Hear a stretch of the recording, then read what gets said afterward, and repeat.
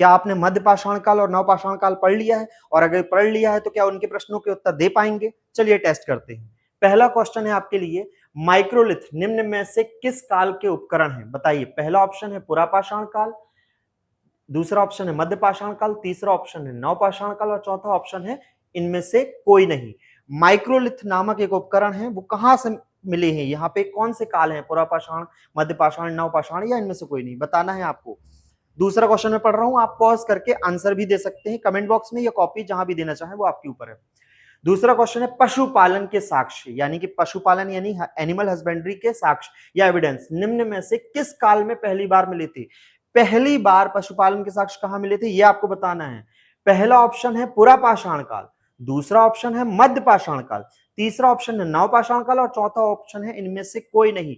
Options भले ही पहले question से सेम है, लेकिन वहां पे माइक्रोलिथ के बारे में पूछा गया है, यहाँ पशुपालन के बारे में पूछा गया है, तो आपको बताना है इसका आंसर। मैं क्वेश्चन थर्ड पढ़ देता हूं जो आपको यहां पे दिख रहा होगा। मध्य पाषाण काल में सबसे पुराने, अब यहां वृक्षारोपण है, वृक्षारोपण के साक्ष्य निम्न में से कहां मिले हुए हैं? वृक्षारोपण के साक्ष्य बताइए इनमें से कहां मिला हुआ है? बेलोरी कर्नाटक में, सोन नदी घाटी जो कि मध्य प्रदेश में है, सांबर झील जो कि राजस्थान में है, या पिकलीहल कर्नाटक में? बताना है आपको वृक्षारोपण के साक्ष्य कहां पर मिले हुए हैं? मध्य पाषाण काल के। ठीक है, चलिए चौथे ऑप्शन की तरफ चलते हैं। तो यहाँ मेहरगढ़ जो कि बलूचिस्तान पाकिस्तान में है, इनमें से किस या किन फसलों के साक्ष्य यहां पर मिले हुए हैं? पहला ऑप्शन है आपके लिए गेहूं, दूसरा ऑप्शन है जौ, तीसरा ऑप्शन है रुई और चौथा ऑप्शन है उपरोक्त सभी। तो बताइए मेहरगढ़ बलूचिस्तान में किन फसलों के साक्ष्य मिले हुए हैं? गेहूं, जौ, रुई या सभी के साक्ष्य मिले हुए हैं? इसके बाद चलते हैं क्वेश्चन नंबर 5 की तरफ। मध्य पाषाण काल में सर्वप्रथम किसे पालतू पशु बनाया गया था? समझ में आ रहा है? मध्य पाषाण काल में किसे सबसे पहले पालतू पशु बनाया गया था? बताइए आप यहाँ पे। ऑप्शन ए है सांड, ऑप्शन बी है गाय, ऑप्शन सी है कुत्ता और ऑप्शन डी है बिल्ली। जल्दी से इसका आंसर कमेंट बॉक्स में दीजिए, वीडियो पॉज कर लीजिए। पॉज नहीं भी करेंगे तो आंसर आपको वीडियो के एंड में मिलेंगे, यहां पे नहीं बताने वाला हूं, तो बकायदा आप यहां पे आंसर लिख सकते हैं। चलिए अगला क्वेश्चन पढ़ते हैं आपके लिए। मध्य पाषाण काल में मानव के अस्थि पंजर का सबसे पहला अवशेष निम्न में से किस स्थान को मिला हुआ है? बताइए। पहला ऑप्शन है आपका सराय नाहर, दूसरा ऑप्शन है महदहा, तीसरा ऑप्शन है उपरोक्त दोनों जगह पर और ऑप्शन डी है इनमें से कहीं नहीं। तो मानव का जो अस्थि पंजर होता है ना, ये अस्थि पंजर सबसे पहली बार कहीं पर मिला था, तो कहां मिला था? सराय नाहर में, महदहा में, दोनों जगह में या इनमें से कहीं नहीं? क्वेश्चन 7 की हम बात कर लेते हैं। दक्षिण भारत में नवपाषाण कालीन सभ्यता का प्रमुख स्थल कौन सा था? याद रखना है दक्षिण भारत में नवपाषाण कालीन स्थल कौन सा था सबसे पहला? तो पहला ऑप्शन है पिकलीहल कर्नाटक, ऑप्शन बी है बेलूरी कर्नाटक, ऑप्शन सी है मैसूर कर्नाटक, ऑप्शन डी है बंगलुरु कर्नाटक। तो बताइए फिर यहाँ पे इसका आंसर क्या होगा?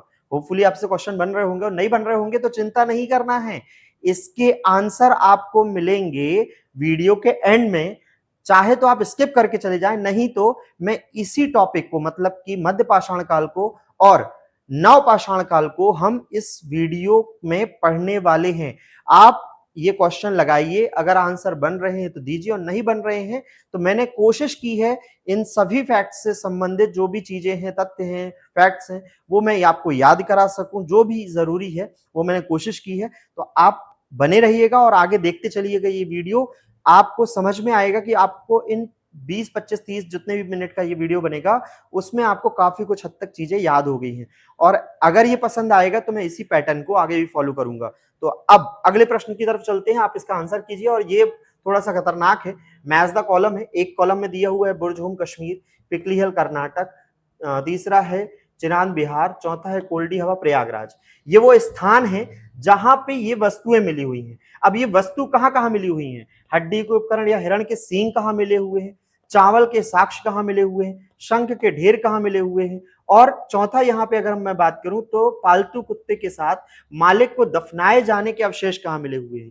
अब यहां देखिए, यहां पे ऑप्शन ए है A1, B3, C2, D4, option B है A4, B3, C1, D2, option C है A4, B1, C3, D2, option D है A1, B2, C3 और D4।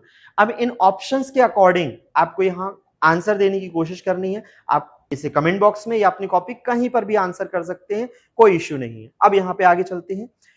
क्वेश्चन नंबर 9 है आपका कि पत्थर की कब्रों को निम्न में से क्या कहा जाता था? बताइए भाई, पत्थर की कब्रों को निम्न में से क्या कहा जाता था? पहला ऑप्शन है आपका पुरापाषाण, दूसरा ऑप्शन है आपका मध्यपाषाण, तीसरा ऑप्शन है नवपाषाण और चौथा ऑप्शन है महापाषाण। बताइए क्या कहा जाता था? क्वेश्चन नंबर 10 है जो कि लास्ट है, नवपाषाण काल के संबंध में निम्न में से कौन सा कथन असत्य है? बताना है इनमें से गलत कथन कौन सा है, बताइए। आपके पास पहला ऑप्शन है यहाँ के निवासी सबसे पुराने कृषक समुदाय के थे। बताइए क्या नवपाषाण काल के बारे में ये सही है या गलत है? दूसरा ऑप्शन, वे मिट्टी और सरकंडे के बने घरों में रहते थे। मिट्टी और सरकंडे मतलब डंडे जो होते हैं उनके बने हुए घरों में रहते थे। ये ऑप्शन गलत है क्या? ऑप्शन सी, इस काल का मानव केवल एक उपभोक्ता था। इस काल का मानव यानी नवपाषाण काल का मानव केवल एक उपभोक्ता था। क्या ये सही है या गलत है? ये आपको बताना है। ऑप्शन डी लास्ट पढ़ देता हूं, इनमें से कोई नहीं, मतलब कि सारे के सारे सही हैं, कोई गलत नहीं है।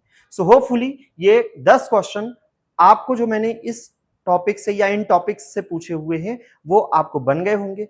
यदि नहीं बने हैं तो रुकिए और उसे याद करते हुए जाइए। जस्ट इसके बाद मैंने इनसे जुड़े हुए जो भी इंपॉर्टेंट फैक्ट्स है, मतलब मध्यपाषाण काल और नवपाषाण काल से इंपॉर्टेंट जुड़े हुए फैक्ट हैं, उनको मैंने याद कराने की कोशिश की है। तो कहीं जाइएगा नहीं, उसको देखिए और फिर मैं इन एमसीक्यूज को दोबारा से आपके पास लेके आऊंगा और उसके बाद में उस पर उत्तर दूंगा। एक्सप्लेनेशन देने की जरूरत भी होगी तो मैं वो भी करूंगा, लेकिन मैं समझता हूं कि जो मैंने बीच में पढ़ाया हुआ है वो आप समझ जाओगे। तो पैटर्न समझ में आ गया। पहले मैं हर वीडियो में अब एमसीक्यू पूछा करूंगा, फिर मैं उसे उस टॉपिक को पूरा समझाया करूंगा, उसमें कोशिश करूंगा कि मैक्सिमम फैक्ट याद करा दूं और लास्ट में इन्हीं एमसीक्यूज को वापस से सॉल्व करा के इसका आंसर दिया करूंगा। और अगर याद नहीं हुआ है तो आप मुझे कमेंट बॉक्स में बता सकते हैं या कोई भी परेशानी हो तो चलिए अपने टॉपिक पे चलते हैं और उसे समझने की कोशिश करते हैं, जो कि है मध्यपाषाण काल और नवपाषाण काल। तो चलिए लौटते अपने टॉपिक की तरफ। इससे पहले भी 2 वीडियो आ चुके हैं, अगर आपने नहीं देखे हैं तो उन्हें जाकर जरूर देखिए। हाँ, जैसे आज मैंने एमसीक्यू सॉल्व कराए हैं उसमें नहीं है, लेकिन वो बहुत ज्यादा जरूरी है। अगर आप हिस्ट्री पढ़ने की शुरुआत कर रहे हैं तो उन्हें जरूर देखिए। एक बार मैं आपसे रिक्वेस्ट करूंगा, उसमें क्या क्या पढ़ा है वो मैं समराइज कर देता हूँ। देखिए, सबसे पहला वाला जो वीडियो है उसमें आदि ऐतिहासिक काल, सॉरी प्राग ऐतिहासिक काल, आदि ऐतिहासिक काल और ऐतिहासिक काल, इन तीनों के बीच में किस तरीके से अंतर याद कर सकते हैं वो बताया है। उसी वीडियो में मैंने प्राग ऐतिहासिक काल के 3 काल बताए हैं, पुरापाषाण काल, मध्यपाषाण काल और नवपाषाण काल। उसके बाद सेकेंड वीडियो में मैंने पुरापाषाण काल के अंतर्गत निम्न पुरापाषाण काल, मध्य पुरापाषाण काल और उच्च पुरापाषाण काल, इन तीनों को याद कराया है। आज के वीडियो में हम मध्यपाषाण काल और नवपाषाण काल को पढ़ेंगे। तो अब आपको यह समझना होगा कि पुराने वीडियो में जो मैंने बताया है कि उस समय का जो आदि मानव था, यानी कि जो मानव था वो केवल शिकारी था, उसका काम सिर्फ शिकार करना और अपने लिए खाने की व्यवस्था करना, इसके अलावा वो कुछ ना सोचता था, ना जानता ना था, ना समझता था। लेकिन जैसे समय के साथ इंसान सीखता है, वैसे ही यहाँ पे आदि मानव भी सीखने लग जाएगा और उसे समझ में आएगा कि पशुपालन भी एक क्रिया होती है जिसके द्वारा काफी सारे लाभ प्राप्त हो सकते हैं। तो उसी को ध्यान में रखते हुए चले इस टॉपिक को शुरू करते हैं और ध्यान से पढ़िएगा। यदि उस समय एमसीक्यू मतलब कि वीडियो की शुरुआत में अगर एमसीक्यू नहीं बने हैं तो वो अब आपको लास्ट में मैं सॉल्व कराऊंगा और उसका सॉल्यूशन भी दूंगा, लेकिन एक बार पूछूंगा जरूर।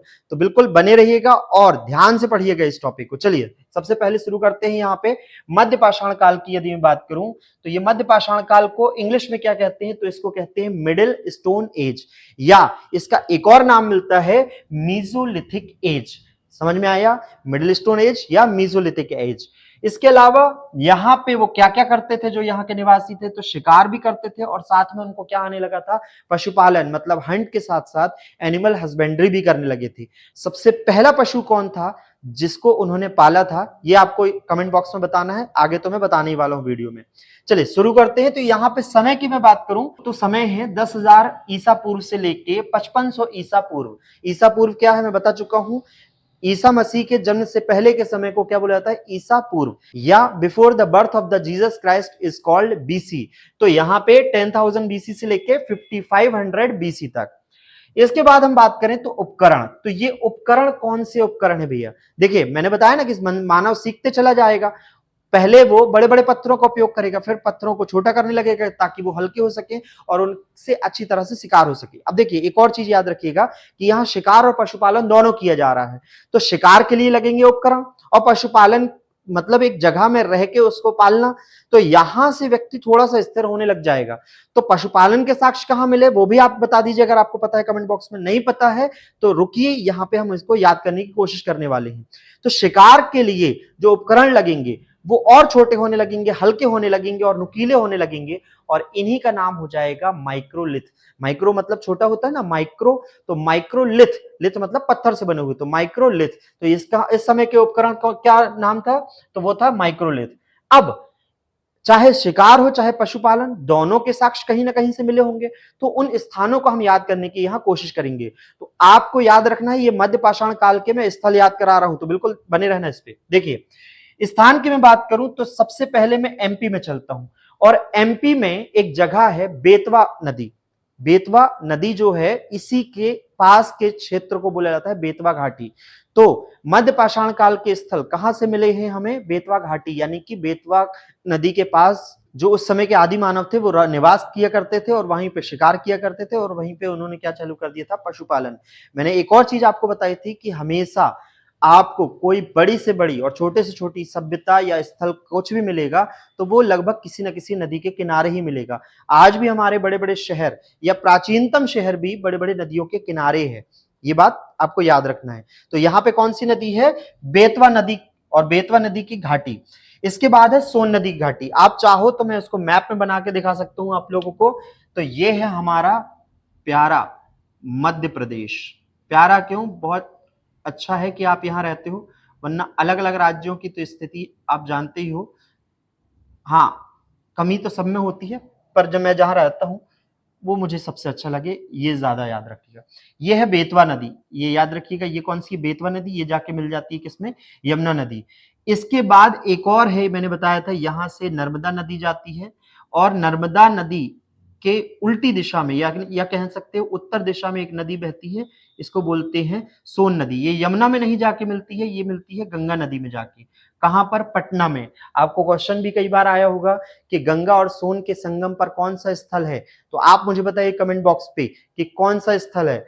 तो इसी सोन नदी के किनारे और इसी बेतवा नदी के किनारे जो मध्य पाषाण काल है उस समय के लोग निवास किया करते थे। इसके अलावा आदमगढ़, आदमगढ़ को आज के नर्मदापुरम या उस समय पुराने समय पे इसका नाम था होशंगाबाद। तो ये किस नदी के किनारे है, नर्मदा नदी के किनारे। होशंगाबाद एक जिला है जिसका अब नया नाम है नर्मदापुरम, और उधरी पर एक जगह है आदमगढ़। तो यहां से भी मध्य पाषाण काल के साक्ष्य मिलते हैं। आपको पता होगा कि हमारे यहाँ पे सबसे प्राचीन मानव की खोपड़ी कहां से मिली थी, वो भी होशंगाबाद या नर्मदापुरम के पास ही मिली थी। समझ रहे हैं आप, हथनौरा नामक स्थान था जहां से ये प्राचीन मानव की खोपड़ी मिली थी। क्या आपको पता था, अगर पता था तो कमेंट बॉक्स में बताइए, और नहीं पता तो आगे चलते हैं। चलिए देखिए यहाँ पे, इसके बाद हम देखें तो पशुपालन, याद रखिएगा पशुपालन के साक्ष्य कहां से मिले, आदमगढ़ से। इसके अलावा पशुपालन के साक्ष्य कहां पे मिले हैं, बागौर। मैंने आपको बताया था या तो शिकार के स्थल याद करेंगे या तो पशुपालन के। तो पशुपालन के दो ही स्थल हैं जो मध्य पाषाण काल में हमको यहाँ पे अच्छे से दिखाई देते हैं। वो कौन कौन से हैं यहाँ पे, एक है आदमगढ़ जो कि नर्मदापुरम में है, इसके अलावा है बागौर यानी कि कहां पर, राजस्थान। अब इसको याद कैसे करना है, देखो पशुपालन है ना, पशु पालने पे आप देखना कि पशु में सामान्यतः हम गाय भैंस ये सब पालते हैं। तो आप देखना कि इनको पालता कौन है, आदमी। क्या बोलेंगे, आदमी। आदमियों का गढ़, तो क्या आ गया, आदमगढ़। ये याद रखिएगा क्या होगा, आदमगढ़, पहला। दूसरा बागौर, बागौर कहां पर है, राजस्थान। अब एक और बात देखना कि जानवर को इंसान पालता है, पालने का मतलब सारा काम कौन करके देगा, इंसान। पशुपालक है ना, वो पूरा काम वही करके देगा। तो वो क्या करते रहते, गाय या भैंस क्या करते रहते हैं, तो आपने देखा होगा वो बस बैठ के, ये क्या कहलाता है, अलग अलग जगह पे अलग अलग नाम मिलते हैं इसके। कहीं पर इसको जुगाली बोला जाता है, कहीं पर इसको पागौर बोला जाता है। आप देखना वो बैठे रहेंगे, उनको बाथरूम करनी होगी वहीं कर देंगे, उनको टॉयलेट करनी होगी वहीं कर देंगे, उनको खाना है तो वहीं खा लेना है, उनको कुछ भी वो खुद से करने की कोशिश नहीं करते हैं, सब हम उनको करवाते हैं। तो यहाँ पे वो हमारे ऊपर राज करते हैं, और वो क्या करते रहते, पागौर। पागौर से याद रखना बागौर, पागौर बागौर, और वो हमारे ऊपर राज करते तो क्या आ गया राजस्थान। तो आदमगढ़ नर्मदापुरम जो एमपी में है, इसके अलावा बागौर जो कि कहां पर है राजस्थान। तो ये याद रखिएगा ये फैक्ट। आगे आपको ये एमसीक्यू फिर से मैं जब सॉल्व कराऊंगा तो आपको अच्छे से याद होने चाहिए। इसके अलावा मैं बोलूं कि पशुपालन, मैंने अभी क्वेश्चन पूछा था आपको थोड़ी देर पहले कि सबसे पहले किस पशु को पालने की शुरुआत हुई थी मध्यपाषाण काल में, तो याद रखिएगा यहाँ पे है कुत्ता। आपको पता होगा कि यहाँ पे जो कुत्ता है वो आगे चल के मालिक के साथ दफनाया भी जाएगा, कहां पर नवपाषाण काल में, लेकिन वो आगे की टॉपिक में मतलब कि नवपाषाण में काल में मैं बताऊंगा। अभी इसको यहां से देखते हैं। अब यहाँ पे एक और स्थल याद रखिएगा सांभर झील। ये एक नया फैक्ट है, ना तो ये शिकार से जुड़ा है ना तो ये पशुपालन से जुड़ा है, लेकिन है बड़ा यूनिक फैक्ट। तो आप यहां पे याद रखिएगा वृक्षारोपण के साक्ष्य, आपसे पूछा जाए वृक्षारोपण के साक्ष्य सबसे पहले आपको कहां दिखाई देते हैं, तो मध्य पाषाण काल में वृक्षारोपण के साक्ष्य हमें दिखाई देते हैं, और वो भी कहां पर सांभर झील।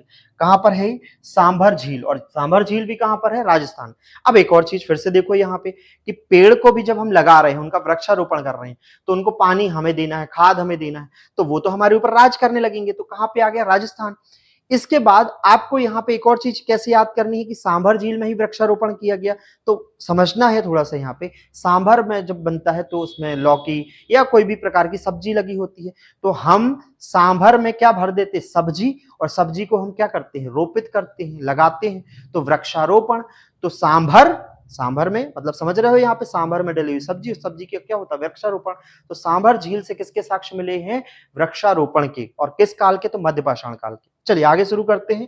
इसके अलावा अलग अलग स्थान है जैसे कि कर्नाटक। कर्नाटक को यदि हम देखें तो यहाँ पे है कृष्णा घाटी। तो मैंने आप लोगों को इससे पहले के लेक्चर में बताया हुआ था कि कृष्णा और जो भीमा नदी है इसके बीच में जो स्थान है शोरापुर दोआब, वहां पे पुरापाषाण काल के साक्ष्य मिले थे। अब यहाँ पे इस जगह पे कृष्णा नदी के किनारे भी कुछ लोग बस गए होंगे, तो यहाँ पे मध्यपाषाण काल के साक्ष्य मिले हैं। किस नदी के किनारे कृष्णा नदी, और कृष्णा नदी के आसपास के स्थानों को इसमें मिलाया गया है, इसलिए इसका क्या बोल दिया गया है कृष्णा घाटी। इसके बाद अगर हम चले यूपी में, तो यूपी में बेलन नदी, सेम वही कॉन्सेप्ट कि किसी ना किसी नदी के किनारे बसे होंगे तो उसके क्षेत्र को मिला दो तो वो क्या बन जाएगा घाटी। तो यूपी में कौन सा है बेलन घाटी, याद रखना यूपी में कौन सा है बेलन घाटी। इसके अलावा हम देखें तो प्रतापगढ़ भी एक स्थल है, मध्यपाषाण कालीन स्थल है, जहां से हमें मध्यपाषाण कालीन साक्ष्य प्राप्त होते हैं। वो क्या है, ये भी एक यूनिक फैक्ट है। देखिए मध्य प्रतापगढ़ में दो जगह है, एक सराय नाहर और एक महदहा, याद रखना एक सराय नाहर और एक महदहा। यहां पे मानव अस्थि पंजर का सबसे पहला साक्ष्य मिला है, याद रखिएगा मानव अस्थि पंजर का। मैंने खोपड़ी की बात नहीं की, खोपड़ी होशंगाबाद में मिली है, लेकिन यहां पे अगर अस्थि पंजर की बात करूंगा तो अस्थि पंजर कहां से मिले हुए हैं, अस्थि पंजर मिले हुए हैं सराय नाहर और महदहा, और ये दोनों कहां पर है प्रतापगढ़। अब इनको कैसे याद रखोगे, तो देखियो जो अस्थि पंजर है, अस्थि पंजर ये जो हमारा ढांचा है ना इसको बोलते हैं अस्थि पंजर, तो इसको हमें सहारा देना पड़ता है। तो सहारा किसी सराय की जरूरत, घर की जरूरत पड़ती है ना, तो सहारा सराय की जरूरत पड़ती है, तो सराय नाहर क्या हो गया सराय नाहर। और जो अस्थि पंजर निकलता है वो कब, जब इंसान की बॉडी को जला दिया जाता मतलब दाह कर दिया जाता, तो महदहा, महदहा, तो याद रखना यहाँ पे महदहा। तो ये तो हो गया आपका मध्यपाषाण काल। अब इसके बाद चलते हैं हम कहां पर नवपाषाण काल में। नवपाषाण काल को इंग्लिश में बोला जाता है न्यू स्टोन एज या नियोलिथिक एज, याद रखिएगा न्यू स्टोन एज या नियोलिथिक एज। इसका मैं बात करूं तो यहां पे शिकार अब थोड़ा थोड़ा कम होने लगा, पशुपालन और कृषि सबसे बड़ी चीज थी, यहां पे कृषि की शुरुआत हो जाना। कृषि इससे पहले नहीं मिलते हैं साक्ष्य, इसके पहले मतलब कि नवपाषाण काल से पहले, लेकिन नवपाषाण काल में एक बहुत बड़ी विशेषता है कि यहाँ पे कृषि की शुरुआत हो जाती है। तो अब हम कृषि से जुड़े हुए स्थल भी करेंगे, अगर शिकार है तो उससे जुड़े हुए स्थल भी करेंगे, और हमें इस समय पे लोग कितने परिवर्तित हो चुके थे वो भी पढ़ेंगे। तो नवपाषाण काल का समय और देख लीजिए आप यहाँ पे 5500 से लेके 3000 ईसा पूर्व यानी कि बीसी, बीसी मतलब before the birth of the Jesus Christ. चलो इस काल के मानव की बात करें तो ये सिर्फ खाद्य पदार्थों का उपभोक्ता बस नहीं था, याद रखना ये सिर्फ उपभोक्ता नहीं था, साथ में ये उत्पादक भी हो गया था। मैंने बताया ना क्या करने लगा है कृषि, तो साथ में ये क्या हो गया उत्पादक। अभी तक इससे पहले आप जब पढ़ रहे थे तो पुरापाषाण काल ले लो, मध्यपाषाण काल ले लो, ये सिर्फ और सिर्फ उपभोक्ता की भूमिका निभाता था, उत्पादन नहीं करता था। लेकिन जब से उसने कृषि चालू की होगी तो ऑब्वियस है कि वो उत्पादक यानी कि प्रोड्यूसर भी बन गया होगा। अब इसके बाद बात करें तो ये कहां पर रहते थे, तो मिट्टी और सरकंडे के बने गोलाकार और आयताकार घरों में रहते थे। याद रखना, मिट्टी और सरकंडे के बनाते थे। पुराने समय में आप कभी गांव गए होंगे तो आपको पता होगा कि आपने देखा होगा कि छप्पर छाया हुआ है, या और मतलब गांव में भी आप अंदर की तरफ जाओगे तो आपको पता चलेगा कि प्योरा आता है, धान का जो प्योरा निकलता था उससे झोपड़ी बनाई जाती थी। तो लगभग वैसा ही आप समझिए कि झोपड़ियां बनी होती थी, और वो कैसी होती थी, यहाँ पे गोलाकार। और ये दीवालों को किससे छापते थे वगैरह करते थे, तो वो किससे करते थे, मिट्टी से करते थे, ये भी याद रखिएगा। इसके अलावा जो कच्ची ईंटें हैं इनका उपयोग भी यहां देखने को मिलता है। वो कहां पर, तो मैहरगढ़, जहां पे कृषि के साक्ष्य मिलेंगे, मैं आगे बात करूंगा इस पे। तो जहां पे कृषि के साक्ष्य मिले थे मैहरगढ़ में, वहां पे कच्ची ईंटों का भी प्रयोग हुआ है, ये भी बहुत बड़ी बात है। उपकरण की मैं बात करूं तो उपकरण यहाँ पे कौन कौन सी, कुल्हाड़ी, बसूली, छेनी, हथौड़ी, खुरपी, इन सब उपकरणों का उपयोग होता था। आप हम सबसे पहले यहाँ देखेंगे कृषि। तो यहाँ पे कृषि के साक्ष्य मिले, बिल्कुल नए मिले। तो यहाँ देखिए, नवपाषाण काल के निवासी सबसे पुराने कृषक, आपसे पूछा जाए कि सबसे पुराने कृषक समुदाय के लोग कहां से मिले थे, तो नवपाषाण काल से। नवपाषाण काल में भी कहां से मिले थे, तो मैहरगढ़, याद रखना, मैहरगढ़ बलूचिस्तान पाकिस्तान, मेहरगढ़ बलूचिस्तान पाकिस्तान। अब इसको याद करने के इतने, इसके जितने भी फैक्ट, पहले मैं फैक्ट पढ़ा देता हूं फिर मैं याद करवाऊंगा। तो मेहरगढ़ बलूचिस्तान पाकिस्तान से सबसे प्राचीनतम कृषि के साक्ष्य, जिसमें गेहूं, जौ और रुई उपजाते थे ये लोग। इसके अलावा ये एक नवपाषाणी बस्ती थी, मैंने बताया था ना, यहाँ पे कच्ची ईंटों के घरों में रहते थे लोग। अब कैसे याद रखेंगे कि मेहरगढ़ में गेहूं, जौ और रुई उपजाते थे। तो आप यहाँ पे कभी भी आपने देखा होगा कि मेहर की पूजा होती है। सामान्यतः शादियों में आपने सुना होगा मेहर की, गोल गोल गुलैया मिलती होंगी। आप लोगों ने देखा होगा कि सिर्फ परिवार के लोगों को मिलती है, दोस्त बगल में बैठा रह जाएगा, उसको नहीं दिया जाएगा, लेकिन आपको दिया जाएगा क्योंकि आप घर के हो। आपको बोला जाता है, इंस्ट्रक्शन दिया जाता है कि ये गोल गोल गुलैया आटे की जो है, जिसमें नमक भी नहीं होता है, बहुत ही सादी होती है, तो वो किसी और को नहीं देनी है, क्योंकि सिर्फ ये कुटुंब के लोगों को दी जाती है। ऐसे हमारी संस्कृति है, हमारा कल्चर है ऐसा। तो मेहर जब बनता है, मेहर, तो मेहर बनता है, तो वो किसके बनता है, आटा का। और आटा किसका बनता है, गेहूं का। तो यहाँ के लोग क्या उपजाते होंगे, गेहूं। इसके अलावा मेहर बाबा को जब चढ़ाते होंगे, हमारे यहाँ पे मेहर देवता को जब हम चढ़ाते होंगे, तो उनके लिए हम हवन करते होंगे। हवन में क्या डालेंगे हम, जौ। तो यहाँ पे दूसरा क्या मिल गया, जौ। और उनके लिए हम दिया जलाते होंगे, तो वो दिया में क्या जलेगा, रुई। तो यहाँ पे क्या क्या याद रहेगा, गेहूं, जौ और रुई। मेहरगढ़ से मेहर जोड़ लीजिए, और मेहर की जब पूजा होती है तो उन्हें गोल गोल गुलैये जो आटे की बनाई जाती है उससे जोड़ लीजिए गेहूं, उनको हवन लगाया जाएगा तो जोड़ लीजिए जौ, और जब उनके लिए दिया जलाया जाएगा तो उसमें जलाई जाएगी रुई। तो यहाँ पे जो निवासी थे वो क्या क्या उपजाते थे, गेहूं, जौ और रुई। होपफुली ये याद हो गया होगा। इसके अलावा सबसे प्राचीनतम बस्ती भी कौन सी थी, तो मेहरगढ़ थी। इसके बाद सेकंड प्लेस है कोल्डी हवा। याद रखना कौन सा है, कोल्डी हवा। और ये वर्तमान समय के प्रयागराज या पुराने समय का इलाहाबाद जो यूपी में है, यानी कि उत्तर प्रदेश में है, वहां पर पाया जाता है। अब कोल्ड क्या होता है, आप रोटी और चावल लिया जाए, आपसे बोला जाए कि ठंडे ठंडा क्या बनता है, या ठंडा बनता तो गर्म है लेकिन उसकी तासीर ठंडी होती है, ऐसा कौन सा होता है, तो वो होता है चावल। तो चावल के साक्ष्य कहां से मिले हैं, कोल्डी हवा से। याद रखना कहां से मिले हैं, कोल्डी हवा से। लगभग ये कितने साल पुराने हैं, तो लगभग 6000 BC यानी कि 6000 ईसा पूर्व पुराना साक्ष्य मिला है। यहाँ पे किसके साक्ष्य मिले हैं, कोल्डी हवा में, धान के कह लो या चावल के कह लो, इसके साक्ष्य मिले हुए हैं। अब नवपाषाण काल में हम बात कर लेते हैं शिकार की। तो शिकार यहाँ पे जब करेगा इंसान इस समय का, तो अब ये और दिमाग लगाने लगा होगा। याद रखना, जब जब इंसान का दिमाग विकसित होता है ना, वो और आलसी होने लगता है। कहने का मतलब, जब वो डेवलप होगा तो वो ऐसी टेक्नोलॉजी या ऐसी तकनीक का उपयोग करेगा जिससे उसको कम मेहनत करना पड़े। उदाहरण देता हूं मैं यहाँ पे कि पहले टीवी होती थी शटर वाली, इंसान को उठना पड़ता था, शटर खोलनी पड़ती थी, बटन होते थे, आवाज तेज करना, मद्दी करना, 10 बार उठना पड़ रहा है। इसके बाद आया रिमोट, तो इंसान ने बोला यार बैठे बैठे सारा काम दूर से ही हो जाता है। अब इंसान इतना आलसी हो चुका है कि वो उसको रिमोट भी उठा के दे दे, रिमोट उठाने में भी उसको दिक्कत होती है, ये सबसे बड़ी समस्या है, उसको रिमोट भी नहीं उठाया जाता है। तो जैसे जैसे इंसान डेवलप होते चला जाता है, मतलब आलसी होते चला जाता है, यहाँ पे भी आलसी हो गया। ये याद रखना है, ऐसा है नहीं, याद रखना है। क्यों? क्योंकि उसने कहा हम पत्थरों के उपकरण क्यों बना रहे हैं जब ऑलरेडी हमारे पास नुकीले उपकरण मौजूद हैं। वो कैसे? तो हिरण के सींग, यहाँ पे याद रखिएगा, हिरण के सींग। तो चिरांद बिहार में हिरण के सींगों के उपकरण मिले हैं या हड्डी के उपकरण मिले हैं? देखो हड्डियां भी तो नुकीली होती हैं, कभी इंसान का आपने अस्थि पंजर देखा होगा, उसकी देखना हड्डियां क्या होती हैं, काफी नुकीली होती हैं। हिरण के सींग तो आपने देखे ही होंगे, नो एंट्री मूवी में देखा होगा, वो फरदीन खान हिरण के सींग लेके दौड़ता है कि आज मैं इसे मार डालूंगा। तो उसमें आप या किसी भी मूवी में या किसी आपने प्रत्यक्ष भी देखा होगा, तो हिरण के सींग काफी नुकीले होते हैं। तो इस समय के मानव ने जो कृषि करने लगा है, पशुपालन करने लगा है, अभी शिकार पे बहुत ज्यादा डिपेंडेंट तो रहेगा नहीं, क्योंकि ये प्रोड्यूसर हो गया है। तो ये क्या करेगा, जो बने बनाए उपकरण मिल जाएंगे या बने बनाए सींग डले हुए मिल जाएंगे या बने बनाए हड्डी के उपकरण मिल जाएंगे, उनका उपयोग करेगा। जिंगा लाला हु, समझ में आई ये चीज?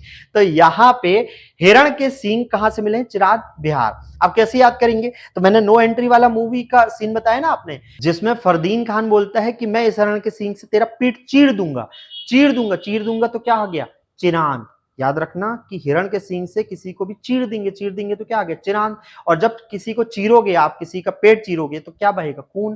तो खून बहेगा, बहेगा से क्या आ गया? बिहार। तो याद रखना कि शिकार के लिए किसका उपयोग? हिरण के सींगों का या हड्डी का उपयोग। और उससे जब किसी इंसान को आप चीर दोगे तो खून बहेगा, तो बहेगा से बिहार, और चीर दिया तो चिरांद। तो चिरांद बिहार। इसके अलावा पशुपालन, अब पशुपालन के भी बड़े मजेदार साक्ष्य मिले हैं यहाँ पे। यहाँ पे एक कब्र मिली है बुर्ज होम कश्मीर में, एक कब्र मिली है जिसमें पालतू पशु के साथ यानी कि कुत्ते के साथ मालिक को दफनाए जाने के अवशेष हैं। और ये पूरे भारत में एकमात्र ऐसा स्थान है जहां पे मालिक के साथ कुत्ते को दफनाए जाने के साक्ष्य मिले हैं। अब ये सोचने वाली बात है कि पहले मालिक मरा था कि कुत्ता, क्योंकि दोनों साथ में मरे थे। ये कोइंसिडेंस हो सकता है, होपफुली कोइंसिडेंस ही हो, वरना किसी न किसी ने तो अपनी जान गंवा दी होगी। तो आगे बढ़ते हैं। यहाँ पे बुर्ज होम को कैसे हम याद करेंगे? तो बुर्ज होम है कश्मीर में, याद रखिएगा कश्मीर में। तो बुर्ज को याद कर लो बुजुर्ग से, बुर्ज को याद कर लो बुजुर्ग से। तो बुजुर्ग कपता रहता है, कपने कपकपाहट कहाँ लगती है? जहां ठंड हो, ठंड कहाँ है? कश्मीर में। तो याद रखना बुर्ज होम कहां पर है? कश्मीर। इस तरीके से याद रखिएगा। अब जब बुजुर्ग, आपने देखा होगा कि आपके आस पड़ोस में जो भी बुजुर्ग होंगे वो अपना खाना जो बचता होगा वो कुत्तों को डाल देते होंगे, तो वो उनके साथ ही रहे होते होंगे। एक बुजुर्ग कहीं टहलता होगा, उसके पीछे 10-12 कुत्ते टहलते होंगे, ये भी आपने देखा होगा। तो मालिक के साथ कुत्ते जो को दफनाए जाने के अवशेष यहां से भी याद हो जाएंगे आपको। सो होपफुली ये वाली चीजें याद हो रही है। अब यहाँ पे चलते हैं हम दक्षिण भारत की तरफ। तो दक्षिण भारत में नवपाषाण काल के स्थल कौन कौन से हैं याद रखना। यहाँ पे एक तो कर्नाटक है, और कर्नाटक में कौन? तो बेलोरी। बेलोरी जो है दक्षिण भारत में नवपाषाण काल का एक मुख्य स्थल है। तो क्वेश्चन आए कि दक्षिण भारत में नवपाषाण काल का मुख्य स्थल कहां पर है? तो कर्नाटक में है। कर्नाटक में कौन सी है? बेलोरी। कौन सी है? बेलोरी। इसके अलावा कर्नाटक में एक और है पिकली हल। कौन सा है? पिकली हल। और पिकली हल में यहाँ पे शंख के साक्ष्य मिले हैं। तो हम यहाँ पे शंख को बजाने के लिए उसे पिक करते हैं ना, क्या करते हैं? पिक करते हैं। पिक करना मतलब उठाते हैं। तो शंख के साक्ष्य कहां मिले हैं? पिकली हल से मिले हैं। तो ये भी यहाँ पे याद हो जाएगा। अब जाते जाते यहाँ पे एक छोटा सा और टॉपिक मिलता है जो कि बहुत इंपॉर्टेंट है। एक है महापाषाण काल। महापाषाण काल की यदि मैं बात करूं तो ये आदि ऐतिहासिक काल के ही समानांतर समझ लीजिए आप। जी हाँ, आदि ऐतिहासिक काल के समानांतर है। चूंकि नवपाषाण की समाप्ति के बाद जब दक्षिण भारत में इसका उदय हुआ तो इसको एक नाम दिया गया महापाषाण काल। अब ऐसा क्यों? तो यहां पे याद रखना कि महापाषाण किसको बोला जाता था? पत्थर की कब्रों को महापाषाण कहा जाता था। याद रखिएगा, महापाषाण किसको कहा जाता था? पत्थर की कब्रों को। और मजेदार चीज ये है कि यहाँ पे जिनको दफनाया जाता था, मतलब पत्थर की कब्रों में जब दफनाया जाता था, तो उनके लिए लोहे के औजार वगैरह सब, जो भी जैसे मम्मी वगैरह होता था लगभग, मतलब पूरी तो नहीं लेकिन वैसे ही लगभग कुछ लोहे के औजार वगैरह, उपकरण वगैरह इसमें भी रखे हुए मिलते थे। चैन या हथौड़ी वगैरह भी डाल देते थे। एक और चीज यहाँ पे याद रखिएगा कि यहाँ से जो लोग हैं ना, वो पहाड़ों की ढलानों पर रहने लगे थे। अब वो क्यों रहते थे वो मुझे नहीं बता के गए, वो आप पूछ लीजिएगा। तो वहां पे वो पहाड़ों की ढलानों पर रहते थे। तो आपसे क्वेश्चन आएगा कि महापाषाण काल में लोग कहाँ निवास किया करते थे? तो पहाड़ों की ढलानों पे। सो होपफुली ये चीज समझ में आई होगी। अब हम चलते हैं वापस से उन एमसीक्यूज की तरफ जिनका आप आंसर दे रहे थे। सो होपफुली अगर आपने आंसर दे लिया होगा तो कोई दिक्कत नहीं है, अगर नहीं दिया है तो चलिए उनको फिर से सॉल्व करते हैं और देखते हैं इस बार आपसे कितने अच्छे से प्रश्न बनते हैं। तो कैसे थे टॉपिक?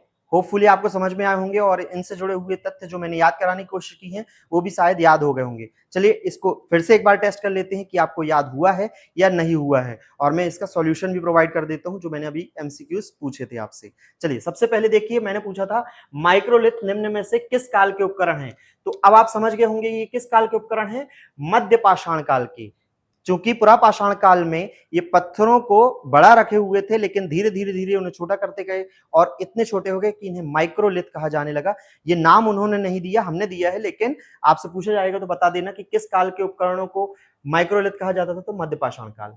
अब इसके बाद पशुपालन के साक्ष्य, तो आपको पता होगा पुरापाषाण काल में सिर्फ शिकार होता था।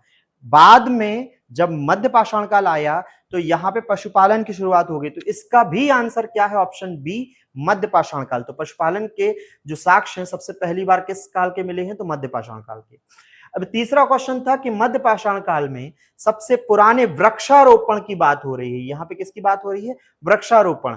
तो वृक्षारोपण के सबसे पुराने साक्ष्य कहां से मिले थे, तो ये बात याद रखिएगा, ये कहां से मिले हैं, सांभर झील। मैंने आपको वीडियो में याद कराया था कि सांभर में डलती है सब्जी और सब्जी का हम करते हैं वृक्षारोपण। तो वृक्षारोपण के सबसे पुराने साक्ष्य कहां से मिले हुए हैं, आंसर सी है, सांभर झील।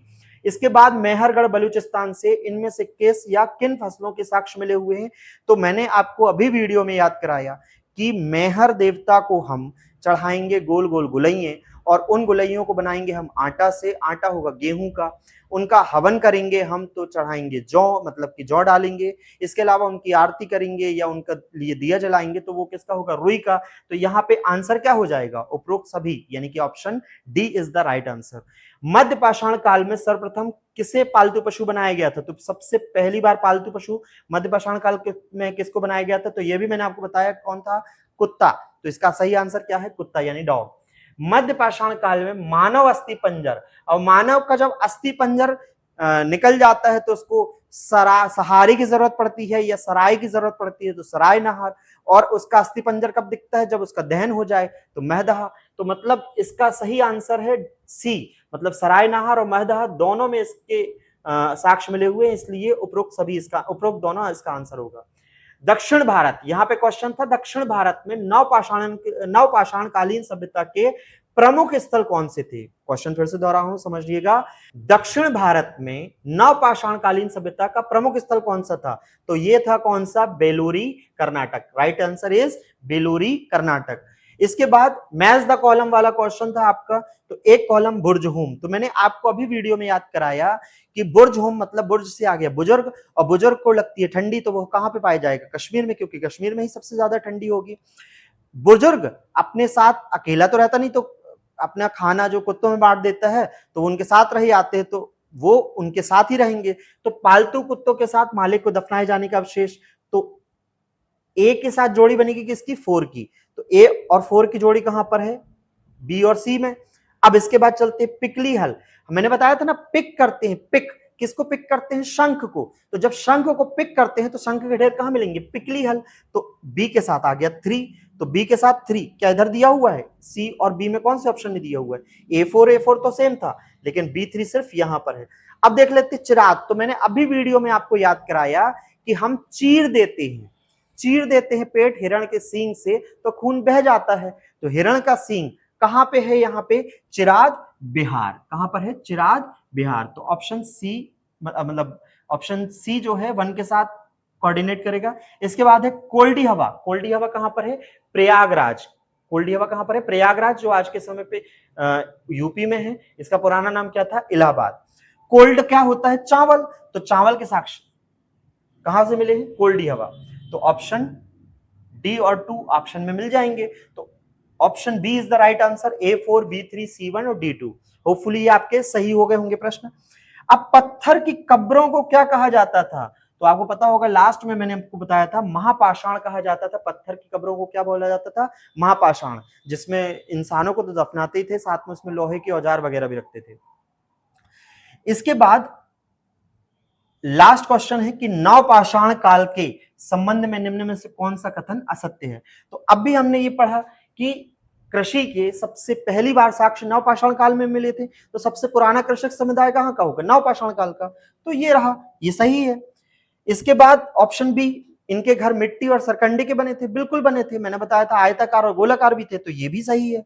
ऑप्शन सी, इस काल का मानव केवल उपभोक्ता था, लेकिन नहीं, यहीं पे आप समझिएगा कि जब कृषक समुदाय के थे ये, कृषि से जुड़े हुए थे, तो प्रोड्यूसर भी होंगे, उपभोक्ता बस नहीं होंगे, उत्पादक भी होंगे, तो ये गलत है, मतलब कि आंसर यही सही है, आंसर सी है, लेकिन ये जो फैक्ट है वो क्या है, गलत है। और जब ये सही होगा तो इनमें से कोई नहीं वाला ऑप्शन कोई मतलब ही नहीं है। सो होपफुली ये आपको क्वेश्चन समझ में आ होंगे, किस तरीके से इनको सॉल्व किया गया है वो भी तरीका आपको याद रहेगा। ऐसे ही वीडियो और आते रहेंगे, इसके लिए आप हमसे जुड़े रहिए। यूट्यूब पर सब्सक्राइब कर लीजिए, फेसबुक और इंस्टाग्राम पर फॉलो कर लीजिए, लिंक आपको डिस्क्रिप्शन बॉक्स में मिल जाएगी। मिलते हैं नेक्स्ट वीडियो में, तब तक के लिए जय हिंद, जय भारत।